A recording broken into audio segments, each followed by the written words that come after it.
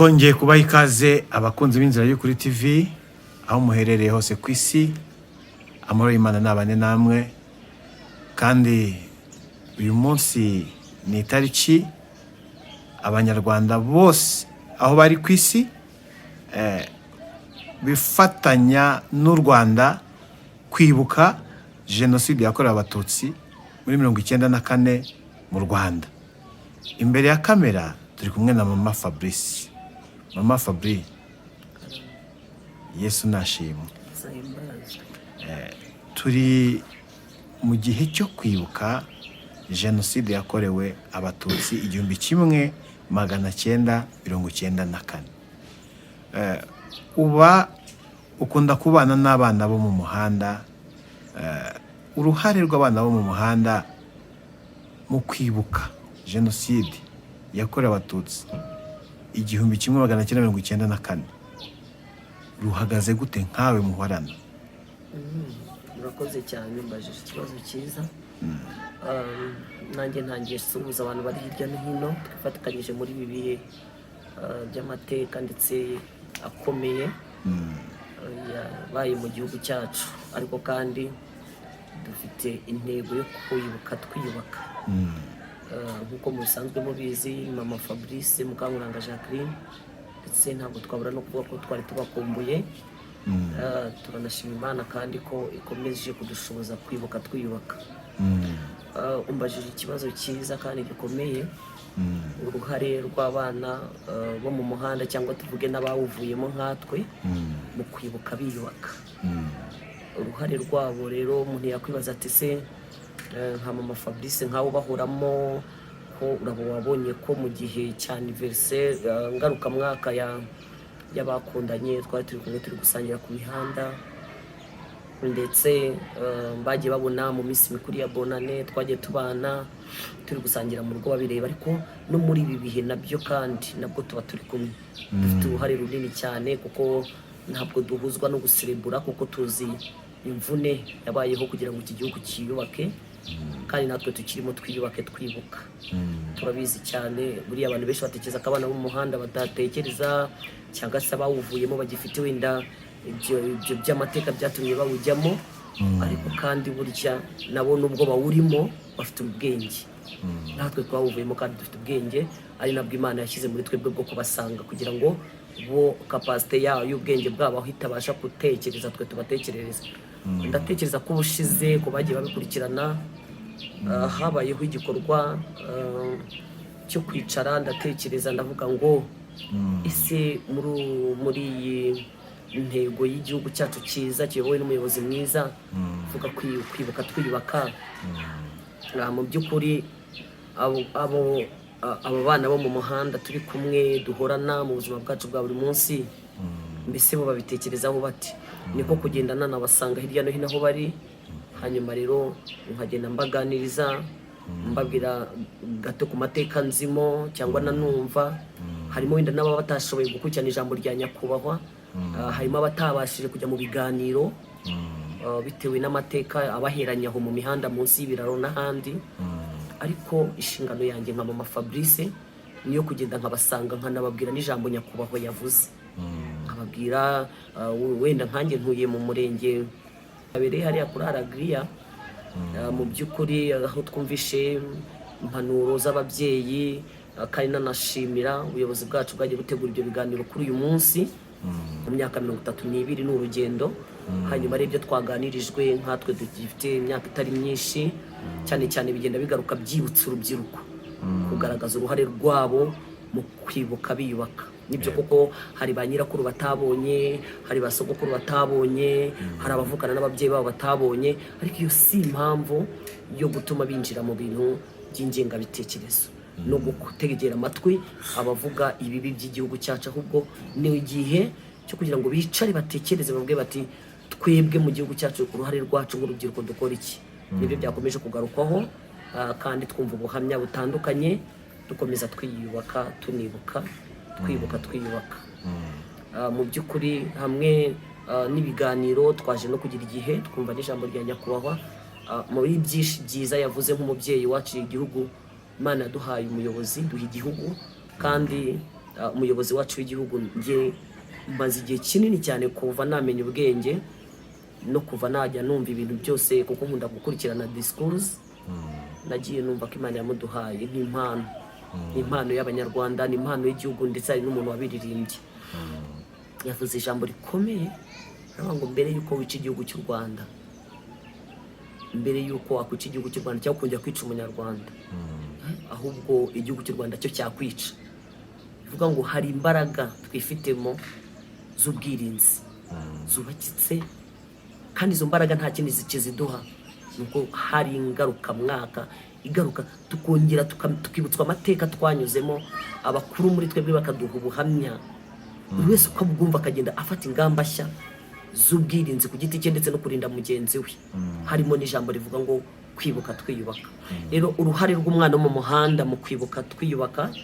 nuko natwe tujya tugira igihe ababuvuyemo tugategura uburyo bwo kugenda tujya kuko hirya no hino mu mirenge igize iki gihugu cy'u Rwanda kuho bishoboka kuhanshobokera hose tuhafite abo bantu baba mu mihanda tujya tugira rero igihe muri ibi bihe byacu bitoroheye umunyarwanda ndetse bitoroheye igihugu ariko kandi tuba turwana n'imbaraga zo kwiyubaka kandi turabizi neza ko tuzifite dushingira ku muyobozi wacu mwiza nyakubahwa Paul Kagame rero tugira igihe tukafata indabo ubwabo twebwe ubwacu tugafata urugendo tukagenda tujya mu midugudu mu mirenge itandukanye ubushize twari turi kumwe n'umurenge wa Kimisagara kandi shimira uburyo waduhaye umwanya bakaduha imodoka tukajyayo twagiyeyo hariya ku rwibutso rwa Gisozi natwe tujya kunamira abacu bariyo kuko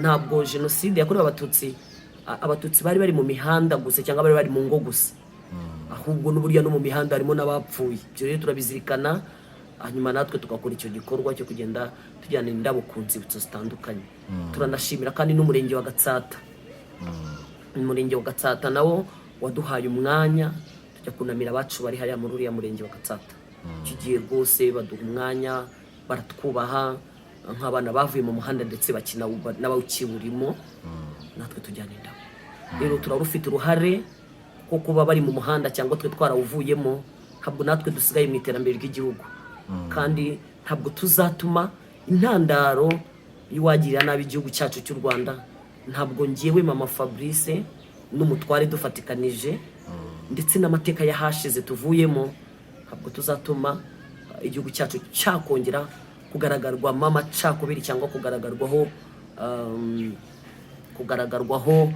imbaraga z'abasesereza n'abavuga amagambo aca intege twibone bituruka mu bana bo mu muhanda nubwo yaba akirwana n'uwo mwuka wo kunywa urumogi nubwo yaba akirwana n'uwo mwuka wo kunywa inzoga nubwo yaba akirwana n'uwo mwuka wo kuba yarataye ababyeyi oya si impamvu yo kuba ahantu aho ari hose mu muhanda aho ari mu buzima wenda bitanamworoheye ku mpamvu z'amahitamo ye kuko mu muhanda habamo abantu bafite amahitamo yabo kujya mu muhanda hakabona bahuye n'ingaruka z'ababyeyi hakaba n'abahuye n'ingaruka z'imibereho bose bakibona mu muhanda ariko ntabwo naho dutuje ntabwo ijisho ryacu ryareba mu mazu gusa ahubwo na hahandi mu muhanda turahari kandi numva ari inshingano za mama Fabrice nk'umwe mu bahavuye kandi uyu munsi wa none nkaba ndi mu gihugu cyiza cyubatswe kandi kiri kwiyubaka ndetse gifite umuturage uri kwibuka yiyubaka niyo mpamvu nanjye uruhare rwanjye rero kenshi rukunda gukora cyane cyane mu bana bo mu muhanda tugira ngo natwe tugaragaze uruhare rwacu kandi n'ubu nabwo mu masiti bagiye barimo ku mbaraga za mama Fabrice kuko ndacyakora nkanjye ndetse mfashijwemo n'ubuyobozi bwanjye bwiza ndetse n'abo mu gihugu cyacu cyiza cy'u Rwanda turacyafatikanya kugira ngo rwa rurabo ruboneke kuko mama Fabrice Imana impaye imbaraga zo kugenda nkagenda amenya ahantu bari ariko harimo utabishobora ngo amenye ngo bariye cyangwa wenda ngo amenye ngo mbese nabaganirizane kugira ngo twumve iki gikorwa tugihurize hamwe ariko ndabizi neza ko ufatikanyije na benshi mu banyarwanda bakunda igihugu cyabo kandi bakunda ubuyobozi bwacu kuko uyu munsi ndi urugero mu bavuye mu muhanda kandi nerekana urugero kuko uyu munsi wa none nubwo nyakwigendera Pastor Theogene yacomotse akagenda ariko twe twarashibutse kandi turahari twarashibutse, turi ishami ryashibutse muri we, nubwo moteri yacomotse ikagenda, ariko twebwe abanyweye abigiye ku birenge bye turahari. Ntabwo rero intego nkuru cyangwa impamvu nkuru ituma tujya muri bo tugatindana nabo ni no kugira ngo turwanye za mbaraga zishaka kubibwa bitwaje ngo ari mu muhanda, bamuguriye icyo cyayi, bamuguriye tunuri se, bamuguriye iki, bigatuma yijandika mu bintu bijyanye n'amacakubiri, bijyanye n'amagambo adakwiriye kuvurwa n'umunyarwanda uri mu gihugu cy'u Rwanda.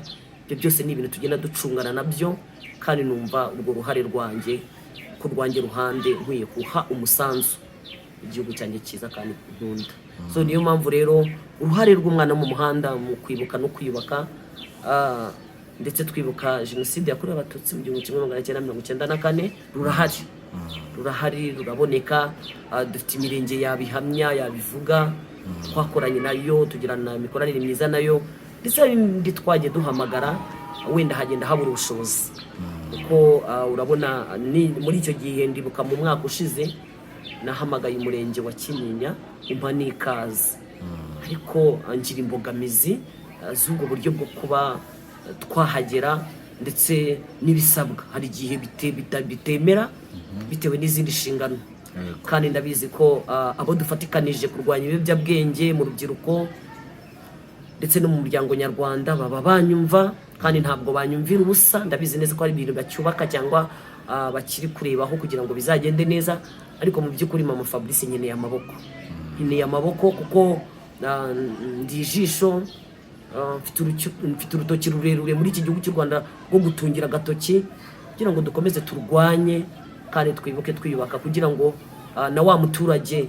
w'u Rwanda, kuko nyakubahwa adukunda guhera, akunda umunyarwanda guhera kuri uwo mwana wo mu muhanda.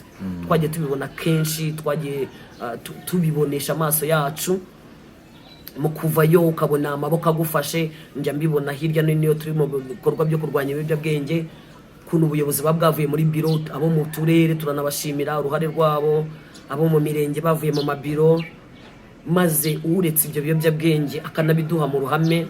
Bagiye baduha urumogi mu ruhame, bagiye baduha amakanyanga tukayamena za tineri. Uwo mwana ugambiriye kutongera kwijandika muri ibyo biyobyabwenge, ukabona amaboko aramuteruye, ariyo maboko y'umurenge, ariyo maboko y'akarere, bakishimira ko bahawe umunyarwanda none uzira ibiyobyabwenge, umubiri n'ingingo bizira ibiyobyabwenge. Twagiye tubibona, kandi muri ubwo bufatanye twageze kuri byinshi, twageze kuri benshi, kandi nanjye ubwanjye ndi urugero, kuko igihugu ntabwo gihombye kuba nararetse ibiyobyabwenge, kuba ntakinywa urumogi, kuba uyu munsi wa none ntarakarara kaba mu muhanda, ntasaziye mu muhanda. Ndi urugero, nakomeje kubigarukaho, ndi urugero. Kandi uko gutekereza ntabwo ari uko umuntu, ahubwo Bibiliya igaragaza ko ari kwa Kristo. Hari ugutekereza kwa Kristo, kuko kuva ahantu ugatekereza n'abasigayeyo, hari imbaraga ebyiri zigusunika. Ni imbaraga y'Imana ya mbere, ariko n'imbaraga y'igihugu n'ubuyobozi bwiza nayo ni ya kabiri. So ndabishimira Imana rero ku bwabyo, ni nayo mpamvu n'urwo ruhare rw'abahoze ndetse n'ababa mu muhanda mu kwibuka twiyubaka narwo rugenda rugaragara. Murakoze cyane. Mama Fabrice, turimo tunagana ku musozo, turi kwibuka ariko tuniyubaka. Hari abantu rero babona iki gihe kigeze cyangwa se iyi minsi igezeho yo kwibuka, ntibajye mu biganiro, ugasanga babonye umwanya wo kuryama. Abo bantu urababwira iki? Mbanjije kwitsa umutima, ariko abo bantu mu by'ukuri birengagiza ibyo bafite mu nshingano, kuko inshingano zo kujya mu biganiro, inshingano zo kubyuka tukajya kwicara ahantu tukaganira, tukibukiranya amateka yabaye mu gihugu cyacu, ndetse turwanya ihotera, turwanya izo ngengabitekerezo. Mu by'ukuri ni naho kenshi mvuze ko abo birirwa mu mazu yabo baryamye, babonye umwanya wo kuba mu mago yabo baryamye, banari mu byabo, mu by'ukuri nabo baba birengagije ibyubatswe n'imbaraga bagize bakoze. Kuko buriya unarebye wasanga nabo ubwabo, kuko umunyarwanda hageze, iterambere aho rigeze ry'u Rwanda ndetse n'umunyarwanda, reka nkubwire ngo umunyarwanda wese yabigizemo uruhare. kuko burya iyo ndwanyije ihohotera mba ngize uruhare mu kubaka igihugu cyane cyiza kizira ihohotera. Kabiri, iyo ndwanyije ingengabitekerezo nkanatungira urutoki ubuyobozi bwanjye aho ziri, burya mba nanjye hari umusanzu nubakishije igihugu, nubwo ntagaragara wenda ngo ngaragare no kuri izi mbuga nkoranyambaga ko nabikoze, ariko mu by'ukuri umuturage uryama umunsi nk'uyu itariki nk'iyenye Mata mu myaka 32 igihugu aho kigeze umuvuduko w'iterambere, akirirwa aryamye mu buriri ari kuri TikTok cyangwa ari kuri YouTube cyangwa ari ku bindi. By'ukuri uyu muturage akwiye kwitekerezaho, so ntabwo twamutumaho ubuyobozi kuko nawe igihugu kiramukunda kandi ubuyobozi buberaho. Ntekereza ko nta bitagize icyaha, ariko mu by'ukuri umutima w'umuntu ukwiye kubigira icyaha kugira ngo ubutaha azisubiremo. Ko buriya nkanjye wari uri mu biganiro narebye ukuntu abaturage tugandagaje, ndeba ukuntu turi kumva, turi kuganirizwa, numva impuguro kuko kuri iyi tariki haba hari impuguro zitandukanye, kandi ubuyobozi bwacu bwiza reka tunabushimire bwavuze neza. Ubwo ejo bundi hari hariho uburyo bwo kutuganiza uko bizagenda muri iki cyumweru cyo kwibuka twiyubaka. Baravuze bati mu gitondo kuva saa 3 kugeza saa 7 abaturage bazaba bari ahantu hamwe mu midugudu yabo. Tekereza ko babimanuye bakabivana mu turere n'ahandi bakabizana mu midugudu, baganirizwa bibukiranya. Ariko nibigera nyuma ya saa 6 nyuma y'ibiganiro buri muturage wese azajya mu mirimo ye. Kuri leta ubuyobozi bwacu bwiza buba bwarebeye umuturage bukamenya ko nibyo bikwiriye, ndetse ati iki cyumweru cyose abaturage bajye mu mirimo yabo bakomeza bibuka. Kuri rero ariya masaha kuva saa 3 kugeza saa 6 umuturage yaba yananiye aze kwisubiramo kandi yigaye, ko ntabwo bikwiriye nk'umunyarwanda, ntabwo bikwiriye nk'umunyagihugu, hano ubwo bikwiriye ku muntu nawe uri muri iki gihugu cy'u Rwanda ndetse n'abari hanze. Twese dukwiye gufatanya twubaka kandi twiyubaka kugira ngo umuntu wese mu rwego ruhande atazagira ipfunwe ry'ibyubatswe nawe nkaho nta ruhare yabigize. Murakoze cyane. Mama Fabrice turagushimiye, kandi abanyarwanda aho muri hose uwo ari we wese azirikane iki gihe turimo ko atari igihe cyo kwinezeza. Murakoze.